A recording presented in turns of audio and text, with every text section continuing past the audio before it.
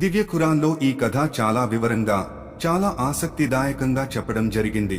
ఇందులో హాస్యం, మానవ బలహీనతలు, ఉన్నత గుణగణాలు, ఈర్ష్యాసూయలు, విద్వేషం, అహం, వాంఛలు, మోసం, కుట్ర, క్రూరత్వం, బీభత్సం, సహనం, విశ్వాసం, ధైర్యం, సద్వర్తనం, సానుభూతి వంటి అనేక గుణగణాలు మన ముందుకు వస్తాయి. ప్రాచ్య దేశాల కవులపై ఈ కథ చాలా గొప్ప ప్రభ అల్లిన కొన్ని కవితలు సాహిత్యంలో అత్యుత్తమ కళాఖండాలుగా నిలిచిపోయాయి. దివ్య ఖురాన్లో ఈ కథ ప్రస్తావించబడిన తీరు నైతికంగా మనిషిని తీర్చిదిద్దేదిగా ఉంది.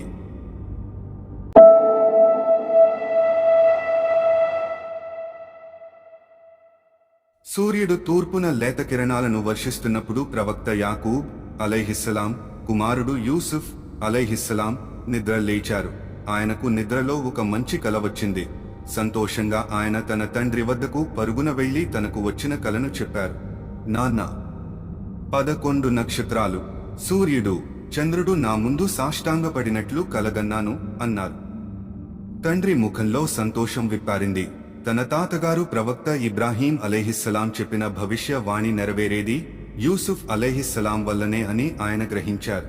తన సంతానంలో దైవ సందేశాన్ని ప్రజలకు చేరవేసేవారు జన్మిస్తారని ఇబ్రాహీం ప్రవక్త అలైహిస్సలాం ముందే చెప్పి ఉన్నారు.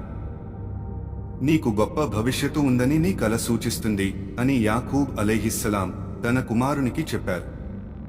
అయితే యూసుఫ్ అలైహిస్సలాం కు ఉన్న అనేక మంది సోదరుల అసూయ గురించి ఆయన భయపడ్డారు. అందువల్ల ఈ కల గురించి సోదరులకు ఎవరికీ చెప్పవద్దని అన్నారు.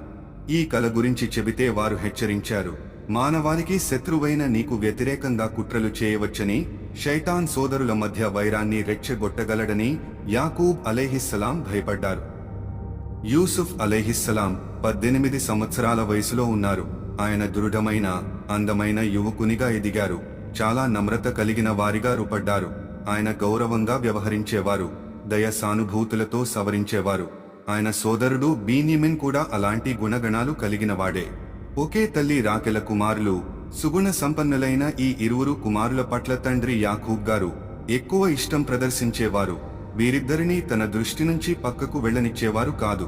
వారిని పరిరక్షించడానికి గాను ఇంటి తోటలోనే వారిని పనిచేసేలా నిర్దేశించారు.